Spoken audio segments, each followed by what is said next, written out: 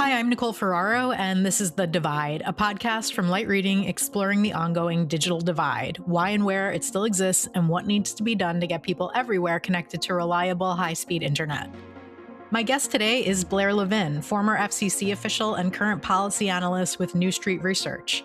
In today's episode, we discuss a letter he recently shared with FCC Commissioner Ana Gomez regarding the 30th anniversary of the 1996 Telecommunications Act and what policies and questions the FCC and Congress should be exploring in today's age of more advanced communications networks and AI.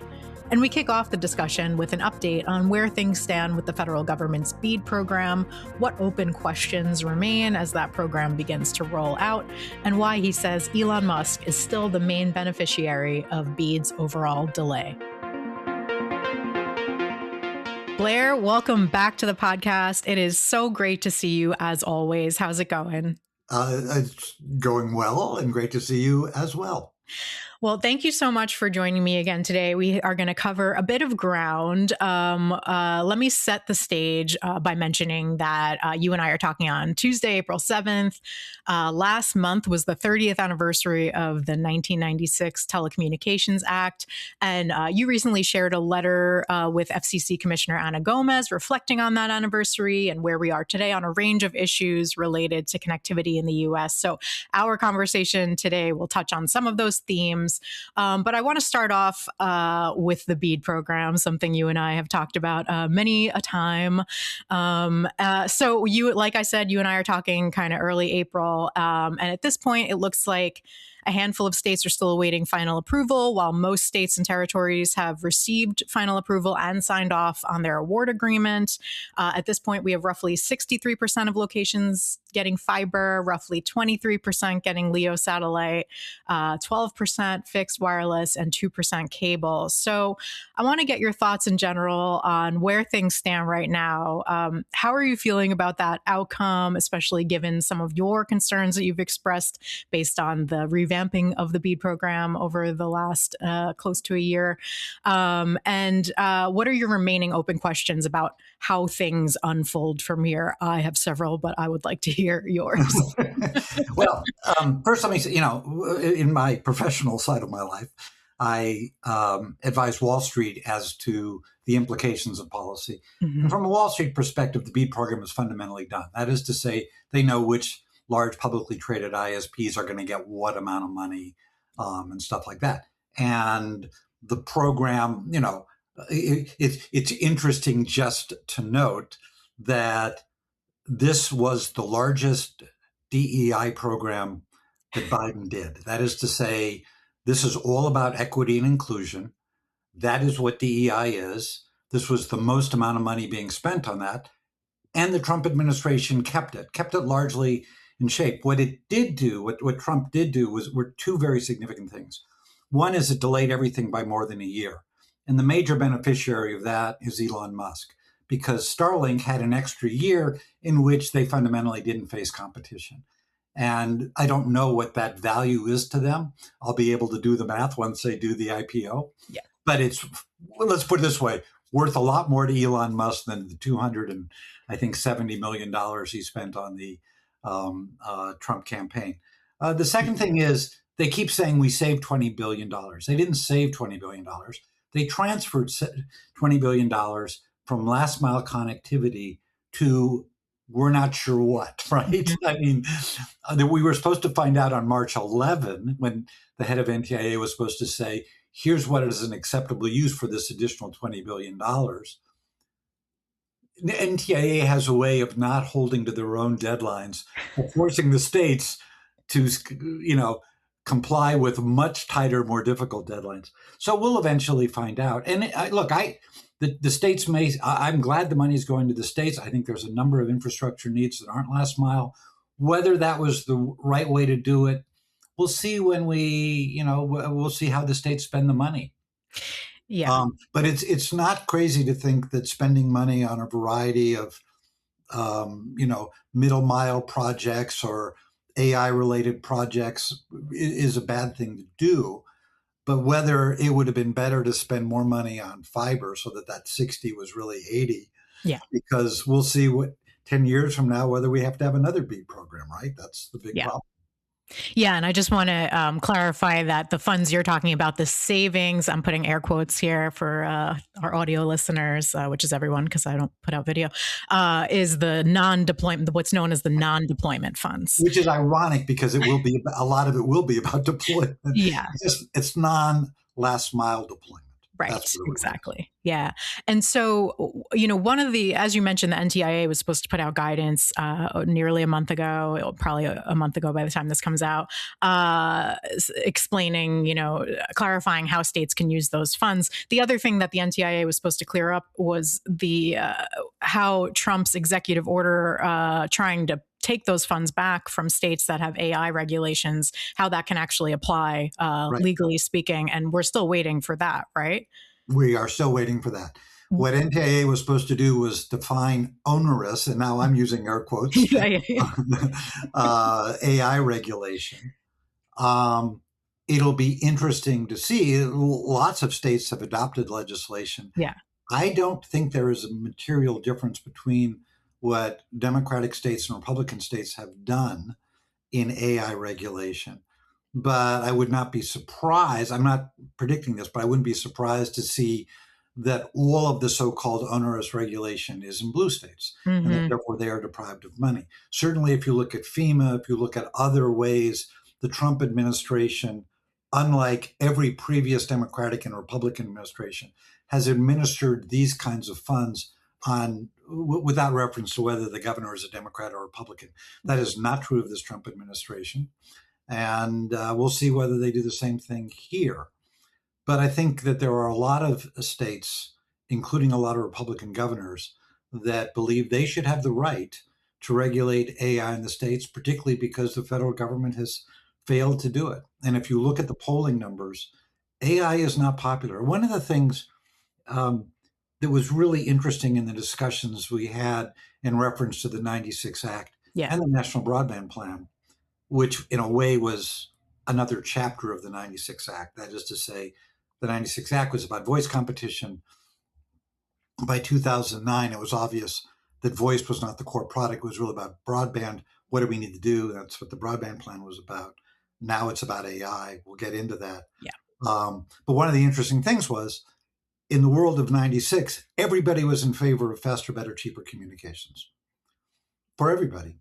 When I was doing the National Broadband Plan, everybody was in favor of broadband everywhere, everybody use it to improve how we deliver essential public goods and services.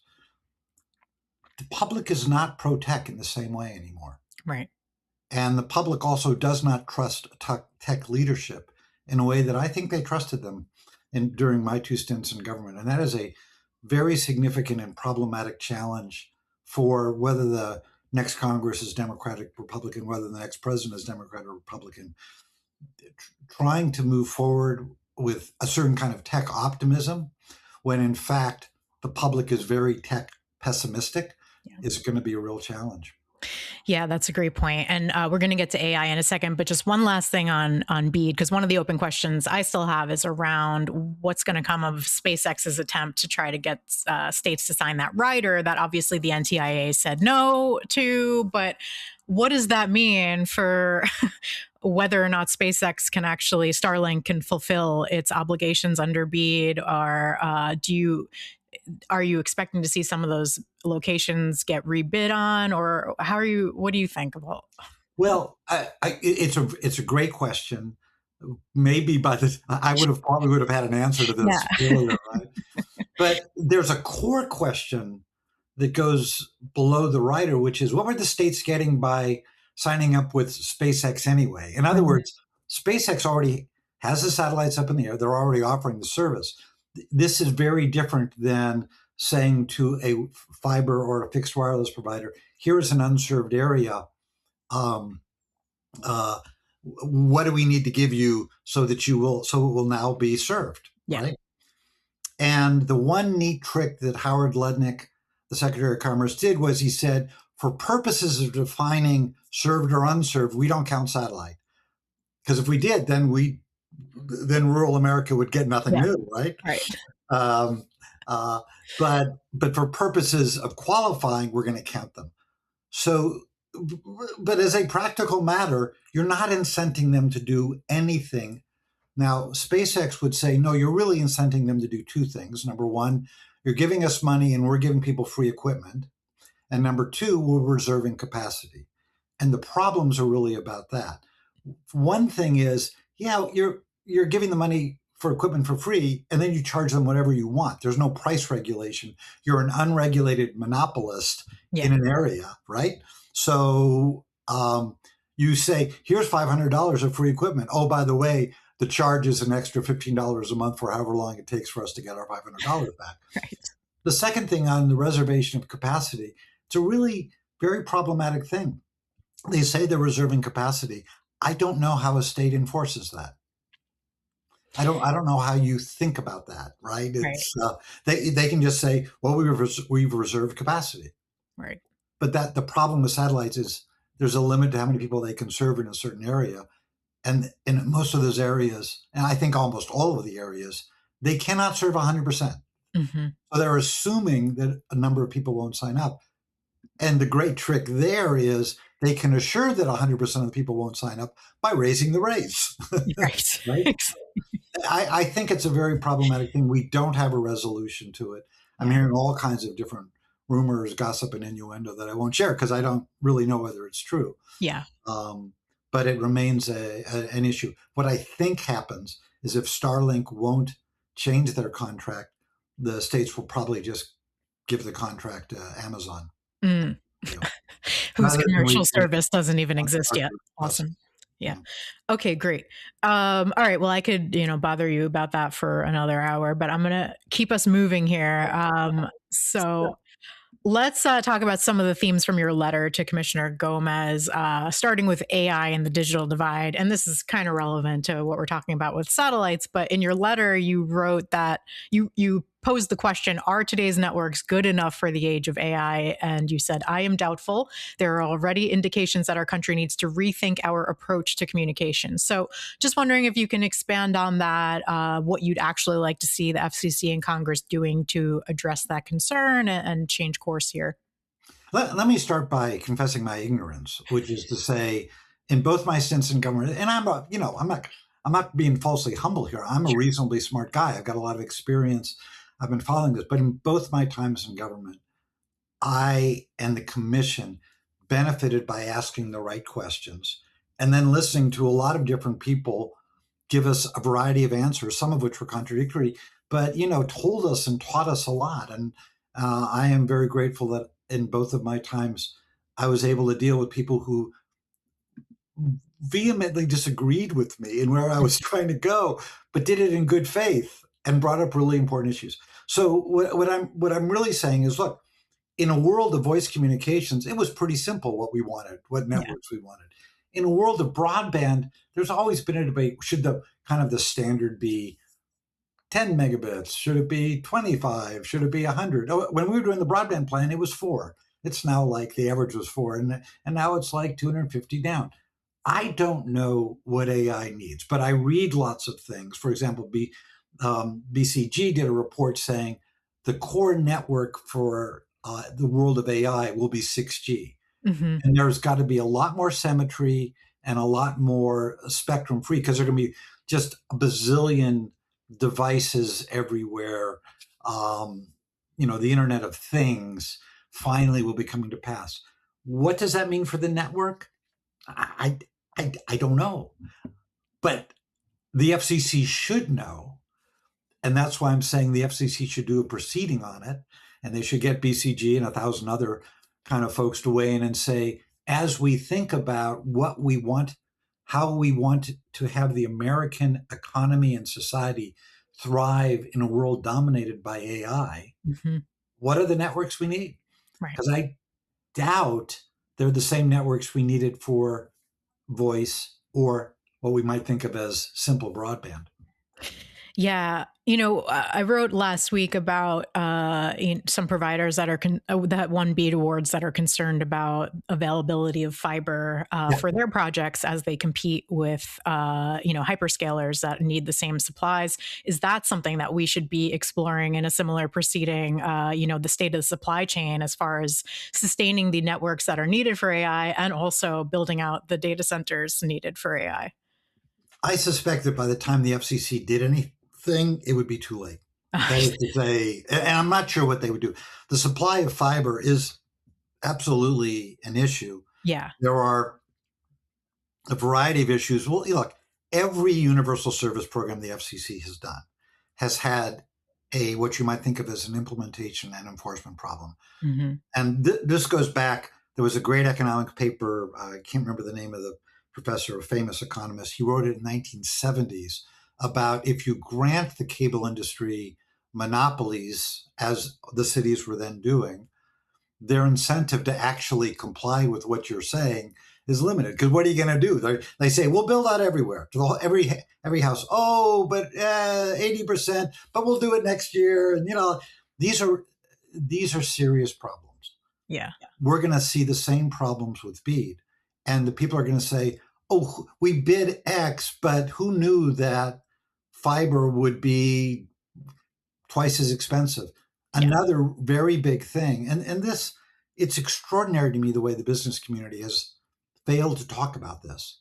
John Stankey of AT&T talked about most pro-deployment, free market deployment administration history.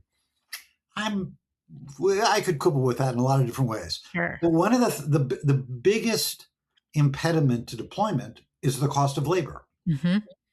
And labor availability. Because at some point, there aren't the people who are doing it. And you know why there's a labor problem? There's a lot of different reasons, but here's a big one: immigration policy. I was just going to ask. Yeah, you have American citizens who happen to have the wrong skin color. Yes.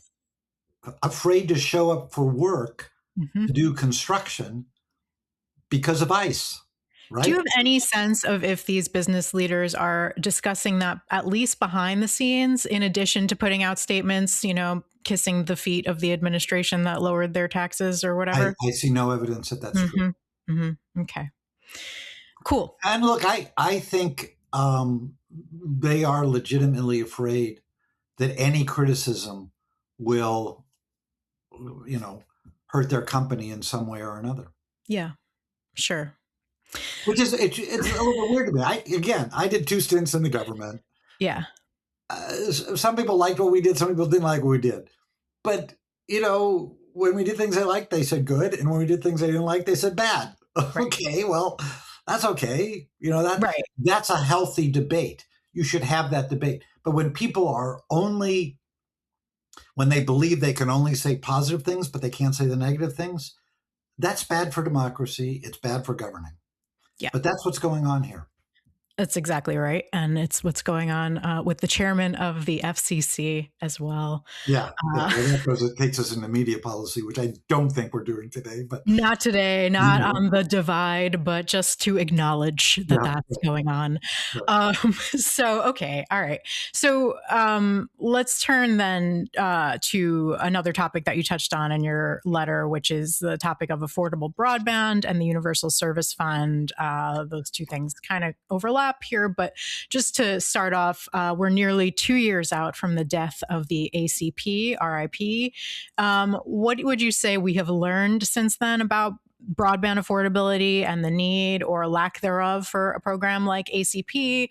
Are you hopeful that there could be a ACP bill resurrection if the Democrats take Congress back, or are we, beyond that at this point? Yeah. So look, there are a lot of different numbers. The Benton Institute, I think, said that 13% of the former ACP recipients have canceled their internet service outright. I think the Brattle Group said that the number of disconnects was about 5 million. Mm-hmm. There are another 8.3 million who are downgrading their service levels. I think CNET reported that about half of the ACP recipients were coming from military families. And those people are now getting either no broadband or worse. The ISPs have absolutely, you see this on Wall Street. Charter has suffered the most. Yep. Comcast suffered. All of them suffered a little bit. Interesting, and this has, I think, received too little publicity. The ones who were hurt the most were the rural broadband providers, because the demographics of rural America are such that they had a higher percentage of ACP recipients. Yeah. And so all of those things hurt. But another point I would just make, and again, this comes from the Brattle group report, ACP was saving the government a lot of money. Yep. In terms of Medicare, Medicaid, with telehealth and all kinds of other things. So look, I think it's pretty clear that a program like that should continue. Yeah. But I see no signs that there is leadership in either the Congress or the FCC about it. One of the curious things about this current FCC is they haven't talked about universal service at all. When he was a commissioner, Brendan Carr, in my view, I mean, I'm not sure I agree with him as a matter of policy, but I appreciate that he spoke out about it, which was that the contribution factor and the formula for funding universal service was not sustainable. And he proposed a new way of doing it, which is to tax the big tech guys. Again, we could argue about whether that was good policy or bad policy. The point I want to make is, since the big tech guys showed up at the Trump inauguration, what has Brendan Carr said about taxing the tech guys? Nada. Well, it's exactly the same amount that he has said about what was his previous favorite topic, which was banning TikTok. Yeah. Right? And since Trump flipped on that, he has been, and what's funny to me is he portrays himself, I'm tough and I'm bold and I'm strong and I don't care what people think of me. Oh yes, he does. Yeah. Oh yeah, he does. Yeah. So if certain forces reverse themselves, he's perfectly fine to be quiet. But this isn't a personal thing. I mean, universal service is a hard problem, and Brendan could correctly say that Jessica Rosenworcel totally punted on it, and Jessica could say, the contribution factor doubled under Ajit Pai, and he did nothing. But the failure of your predecessors to do things is not an excuse for not doing the thing that you should do. Correct. Brendan is right now doing a proceeding on sports programming. Fine. It actually is an interesting issue. I'm not sure the FCC has any authority about it. But the FCC has a ton of authority on universal service. What is he doing on it?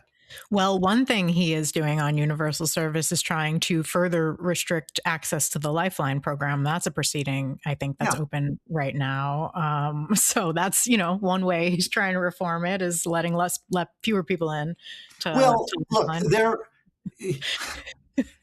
One of the things we should have learned from the Trump administration is that when they talk about government efficiency, they may not be really talking about government efficiency. Right. DOGE was a massive failure. Yes. I would also argue that history will show failure, that DOGE is extremely destructive. Pardon? And extremely destructive in ways that are still to, be discovered. DOGE is to government efficiency what the Iran war will end up being to war. Right. And they both demonstrate various things, including that the agenda was really destruction, not construction. Yep. Now, I don't know enough to have a serious critique or endorsement of what Brendan is doing on Lifeline. Is there some fraud? I suspect there is. Sure. And I think that that's always a worthy quest. But it would seem to me that the right thing to do is simultaneously go after the fraud and try to get more. Interestingly, a couple of days ago, Sam Altman came out with his 13-page, here's what the AI policy agenda should be.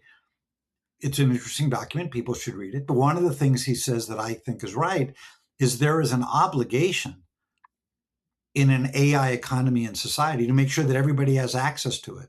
Yeah. What is Brendan doing to assure that? Right.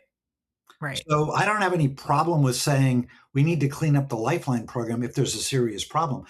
It sounds a little bit like the Save America Act. No evidence of voter fraud, no evidence that mail, is really about fraud, but it's a great talking point. Yeah. Well, Um, his statement about it focused but have a on holistic approach to it, which is right. get rid of the fraud, but make sure that the people who need it can actually get on. Yeah, I think one of the groups had, requested in a meeting with the FCC to, in addition, yes, let's address this, but let's also expand, make it more like an ACP like program in terms of how much it's covering. But I didn't see that anywhere in the, No, that's not, in on the the agenda. public notice. Yeah. No, look, the agenda, and you see this in the budget too. It is we are taking away from any discretionary domestic spending, Yeah. and we're moving a lot of spending to the military. Frankly, that's Yep. or ICE. Those are the two big priorities. Yes, makes you feel really good, close to tax Can I just day. mention one other thing? I was a Yeah. witness at a Senate hearing in the spring of 2024 to try to get the Senate to support the extension of ACP. The sole purpose of my testimony, in my view, Hmm. was to have a nice conversation with then Senator Vance, who Uh-huh. was a supporter Yes, I remember of his ACP. speech about it. Yeah. Yeah, and somewhat like Carr, has gone silent Yeah. Funny on how the that issue, which is happens. too bad because Yeah. I think he sincerely believed in it. Yeah. Okay. Related to ACP, actually, New Mexico seems to be trying to implement a statewide Yes. version of it, which I guess goes into effect this summer officially. What are your thoughts on that? Do you think that's a worthwhile approach? And conversely, that we can compare that at some point, I guess, to New York's Affordable Broadband Act, which takes a different approach by Yeah. subsidizing the incumbent providers to offer a low income plan.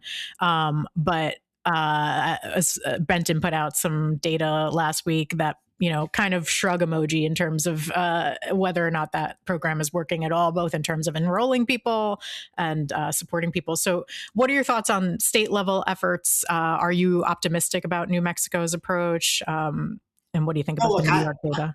I, I think that first of all, I'm a big believer at this moment in time in states doing all kinds of things Yeah. because the federal government is essentially dysfunctional. Yeah. And that's unfortunate, but it is the reality. Number two, I'm open minded. My guess is that New Mexico will prove more likely to succeed than the New York experiment. And Yeah. I think subsidies work better than price regulation. That's not a philosophical point, though one could have that. Pause. Sorry. I just want to correct myself. I often confuse Big Apple Connect, which subsidizes the providers, but Yeah. the New York Affordable Broadband Act is just rate regulation specifically. Yeah. Sorry. Okay. Yeah, there's some debate about whether we should use that term in sure. that, Yeah. right? But that's what it is. Like for people of a certain income, they can't charge more than X for this kind of level of service. Yeah. The problem with those kinds of things, and I learned this painfully, in my very modest role of working with the FCC as chief of staff when we were implementing the price regulation regime of the 1992 Cable Act. It's really hard to do price regulation with a product that is multifaceted. Yeah. There are just too many ways for the companies. The companies have too many incentives to come up, and they're too clever and they're too smart. Whereas if you give them money to accomplish the thing you want to accomplish, they're more likely to do it. Yeah, makes sense. Anyway, well, I'm looking forward to seeing what comes of the New Mexico law. But all right, so to close us out here, I'll give you the opportunity to say any final thoughts on the 30-year anniversary of the Telecommunications Act. But also, years ago, you told me Congress was about to release a framework for the Universal Service Fund, and I'm waiting. So, any thoughts on when Congress might ever release something, and any final thoughts on our 30 years out from the act? So, as to the question about USF, Yeah. I don't think before the midterm election. I would guess second quarter of 27 might be the earliest we see it. I'd love to be wrong. Okay. But also frameworks, I don't, we could release a framework tomorrow and it wouldn't Yeah. matter. It's not a bill. I don't know whether I told you that sarcastically or, I'm pretty good detector of sarcasm as a native New yeah, Yorker, but maybe I missed that one. or maybe for a minute I was somehow optimistic. But look, I think we know it'll be really interesting post BEAD to see whether Republicans are supportive of universal service. They always have been because of their support in rural America. But if the BEAD program has connected everyone in rural America, then the other elements, the institutional connections, schools, healthcare, libraries, the low income connections, other kinds of connections, we'll see whether they're still supportive of those. Yeah. Again, I think from the FCC ought to start a proceeding today asking, in a world of AI, what is the purpose of universal service? That is one of the things. So in thinking back about the 30 years, what I really think is, American telecommunications policy has a lot to be proud of. We have great networks. We have competitive networks. There are those who say, those monopoly cable providers, and I'm always going, look, it's not that I'm here to cheer for the cable companies, but I don't think they think of themselves as monopolists. I know what the stock price of monopolists are. If you look at the stock price of Comcast and Charter, they're not acting like monopolists on the market, right? So there's a lot to be proud of. And I think that the universal service, lots of mistakes, but overall, we connected lots of people. I think the E-rate program is a real success. Yeah. But in the same way that I was talking about earlier, we had to transition from thinking about voice competition. And by the way, Congress thought about it in a certain way, which was long distance guys need to get into local, needs to get into long distance. It turned out that the local guys just had too many advantages. Mm-hmm. So the long distance guys got bought up. But in the meantime, the core product moves to broadband. And now you have cable versus fiber, but you're also getting fixed wireless and you're also getting satellite. So I think it's a good picture. But in the same way that, the 96 Act really started almost with the breakup of AT&T back in 82, people were thinking about how do we change this because we can't be under a court order forever. And then we changed to broadband. That's what the National Broadband Plan was about. We now need to change to AI. So there are a variety of issues that I wish the FCC would focus on. Number one, what information should we be gathering? What are our key performance indicators? Mm-hmm. In a world of voice communications, I think I knew what they were. In the world of broadband, after spending 9 months on the broadband plan, I knew what they were.